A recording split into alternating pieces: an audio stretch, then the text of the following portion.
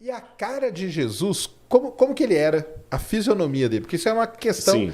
Eu acho que eu vi há pouco tempo, conseguiram meio que reconstruir e tiraram aquela imagem que a gente sempre teve de Jesus. Teve Jesus, né? É aquela Como que é reconstrução ali também, eu fico até um pouquinho, porque assim, uma pessoa Mas ela é baseada no quê? É por isso que Em eu achei achados, assim. em quê? Um achado foi um negócio meio assim, aquilo não foi acadêmico, foi mais divulgação científica, nem é divulgação científica aquilo.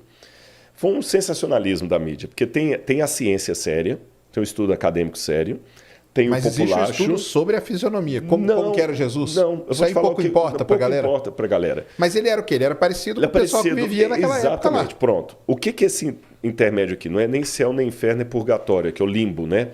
É aquele pessoal que paga, às vezes é uma revista, tipo um Discovery, um History Channel, claro. que paga rios de dinheiro, o cara vai pro negócio e quando você é da área, você sabe que não é aquilo.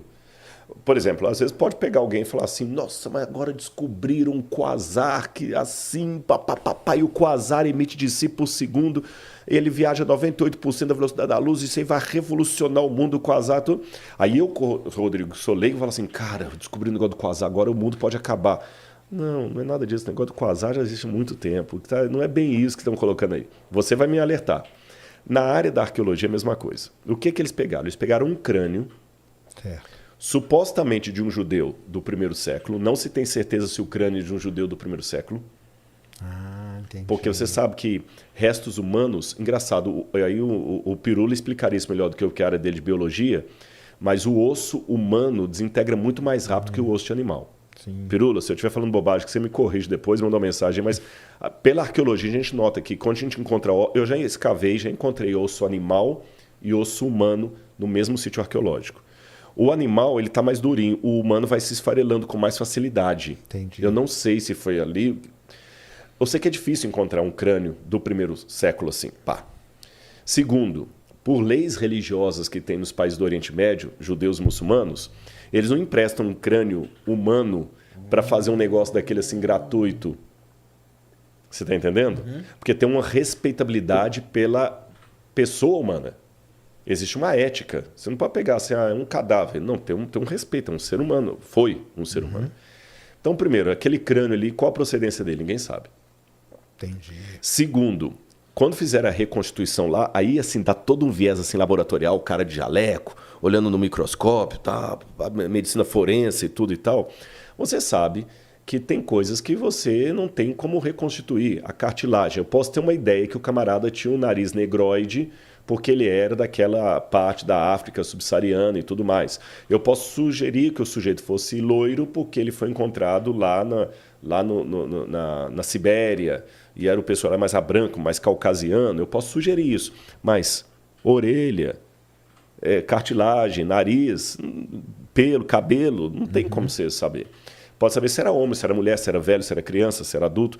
Aí pegaram e começaram. Isso aqui tudo, então, é licença poética. Quando desenharam o nariz do cara e tudo e tal, aí puseram aquela barba e tudo mais. Assim era Jesus. A ciência agora dá um novo mapa de Cristo. O que eu posso falar do rosto de Jesus? Eu posso falar para você o seguinte. Ele deveria ser uma pessoa como um judeu de sua época. O biotipo do judeu da época, que é diferente do biotipo do judeu de agora. Porque agora você tem o judeu Askenazi, você tem o judeu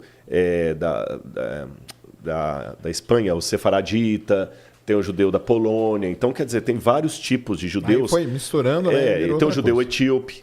Você vê em Israel, judeu da minha cor. Está lá no exército, lá, falando hebraico, tudo judeu, de origem etíope. Você tem judeu loiro. Você tem judeu com aquele nariz mais afinado, assim. Então, tem que pegar qual que era a característica do judeu da época. Então, Jesus deveria ser um sujeito de estatura mediana, porque, pelo que a gente vê dos ossários que encontraram os fêmurs da época, a gente nota que a população era baixa, em torno de 1,60 m e poucos. Caramba. Eram baixinhos, eram então, pequenos. Jesus era baixinho. Baixinhos, os judeus tinham uma estatura baixa. Jesus deveria ser uma pessoa troncudinha, porque ele trabalhava com construção, a profissão dele era tecton, que o pessoal traduz como marceneiro ou carpinteiro, mas não tecton. Você não fala da tectônica de placas? Olha o mundo grego aí ajudando a gente. Claro. Tecton é construtor. O chefe dos arquitetos, dos construtores é o arquitecton. Então eles eram um tecton, né? A tectônica de placas, como é que as placas vão se construindo, se avolumando. E é pedra. Então ali na região da Galileia, trabalhava com pedra pesada e tudo andava a pé. Forte. Jesus era forte, tanto é que ele aguentou, carregou a cruz. Carregou a cruz, né? Depois de ter apanhado a noite toda, foi forte ali e tudo mais. Então, eles devem ser forte. O nariz, o perfil do judeu é aquele nariz assim, tipo... Arqueado, sabe? Bem arqueado, assim. Barba volumosa. A pele devia ser uma pele mais azeitonada, porque eles estavam muito expostos ao sol. Né? Direto. O sol direto. Cabelo mais crespo e farto. Cabelo mais crespo e farto. Isto é o que eu posso concluir da aparência. Algumas coisas que eu falei estão em consonância com esse estudo que você mencionou aí. Né? Que também coloca um cara meio ali e tal. É que também eles não podiam fugir muito, que senão ia ficar muito esquisito. Né? Agora, o que Jesus não era definitivamente é aquele ser quase com carinha efeminada, olhinhos azuis, aquela barba assim, com a carinha assim. Aquilo ali é uma construção. Sabe que aquele Jesus foi baseado em Luís XVI, né? Porque tinha a época todo Luís XVI, toda da sim, França. Que ele era o padrão, né? É o padrão de beleza. Entendi. Então Jesus foi o padrão de beleza. Então, caramba, ele era baixo. Porque não pode colocar ele baixo, né? Porque senão como que ele ia chegar nos lugares, né? Exatamente. Chegar impondo ali, impondo, né? Impondo. E não, né? Que coisa, né? É muito complicado, né? E aí, essa parte aí que você falou, né? Que, cara, assim, eu sou ateu e tudo, mas eu acho sensacional essas histórias, viu? Acho sensacional. Não, elas fascinam, elas são legais. Fascinam. A fase final ali, que você falou que ele carregou a cruz. Então o negócio, a cruz existiu, ele foi crucificado. Tudo isso aí já é comprovado. Arqueologicamente. Sim, arqueologicamente. Inclusive, eu vou dar algumas evidências para você. Só para a gente contextualizar, era algo comum na época. Muito. Milhares, se não milhões. Eu estou resistindo a falar milhões, mas eu estou quase falando milhões. Eu não posso falar milhões com certeza, mas milhares eu posso. Milhares de pessoas foram crucificadas pelos romanos. A cruz era uma coisa tão detestada que a palavra crux, em latim, era um xingamento. Caramba. Quando eu queria te amaldiçoar, eu falava crux. Teve uma época que eu vou lembrar o nome foi perto da época de Cícero. Tinha um advogado chamado Rabirus. Não, minto. O Rabirus é o que estava sendo acusado. E o advogado, na época de Cícero, colocou uma norma, uma jurisprudência, em que a palavra crux não deveria ser pronunciada diante dos ouvidos de um cidadão romano. Seria como falar um palavrão aqui. Existem certas palavras que o YouTube hoje também... Sim, barraria, né? Crux era uma delas. Entendi. Aí havia 5 formas de pena capital dos romanos. Você tinha lapidação, quando a pessoa era apedrejada.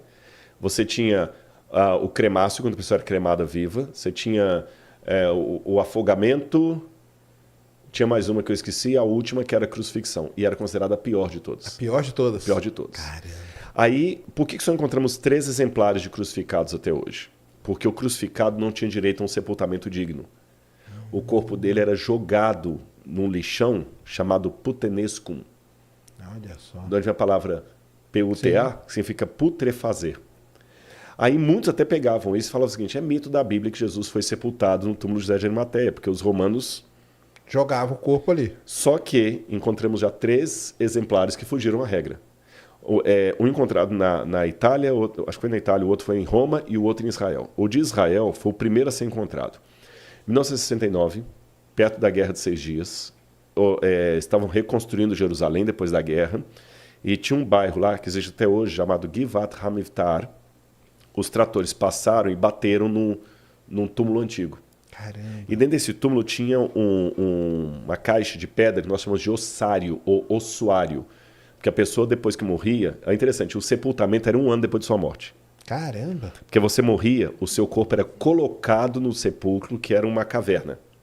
Depois de 1 ano, o pessoal ia lá, tirava os seus ossos, colocavam nessa ossário, caixa. Aí colocavam num gavetão assim, e você estava com o túmulo pronto para outro membro da família. Entendi. Esse que era o aproveitavam, né? Aí aproveitavam.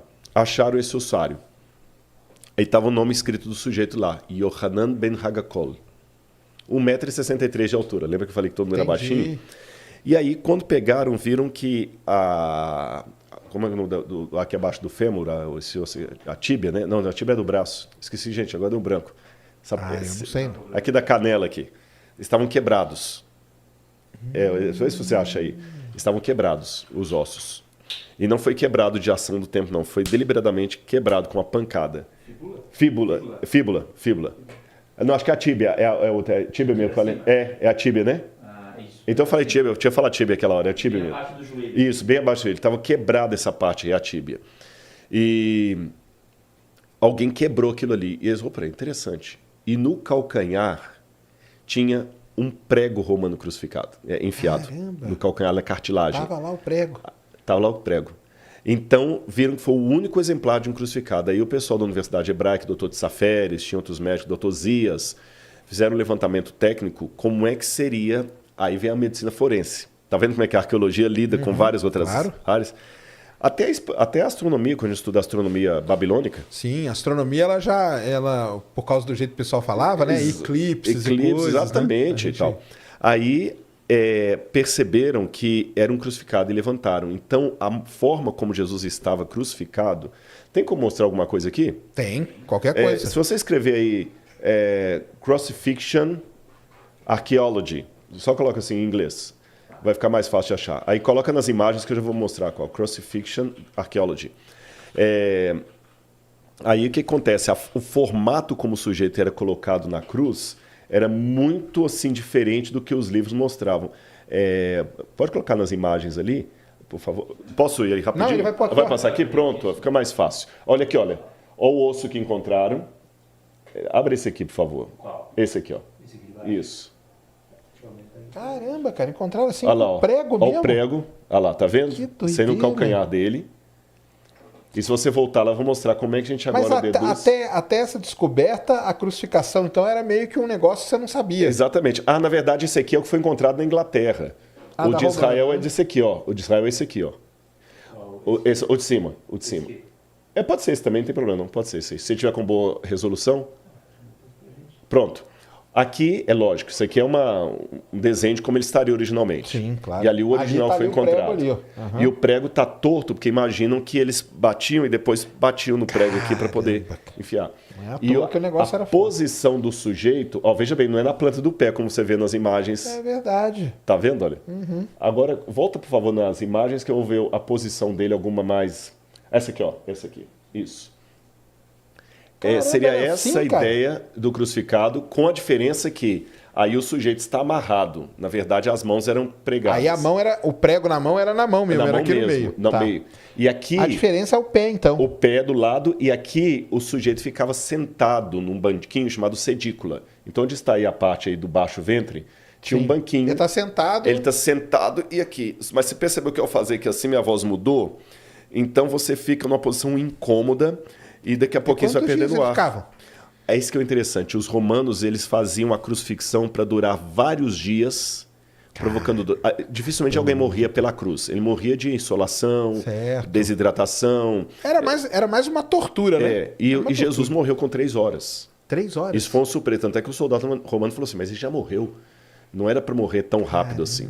E quando a pessoa... Mas não matavam, então, com aquele negócio da lança não existe. Não, existe. Mas qual foi o lance da lança? Quando eles queriam apressar a morte da pessoa, que eu falei que ficava 3, 4 dias, eles praticavam o crurifrágio, que era quebrar as pernas. Por quê?